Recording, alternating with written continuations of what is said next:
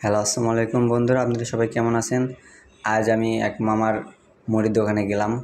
সেখানে মুড়ি দেখে তারপর পেঁয়াজু, বেগুনি, তারপর জিলাপি দেখে পছন্দ হলো। মামারে বললাম, মামা একটা মুড়ি বানাও।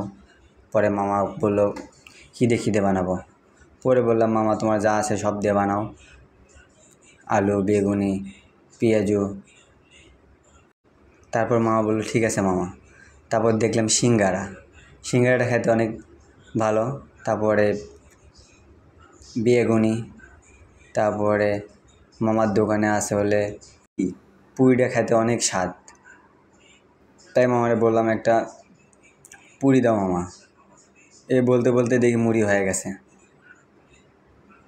তারপরে মামা বললাম, মুড়িটা খাই, তারপরে তোমার পুরিটা খাবো। পুরিগুলো দেখেন আপনারা, পুরিগুলো দেখলে আপনি যদি খাইতে চান 13 নম্বর কবরস্থানের সামনে আপনারা মামারে পাবেন।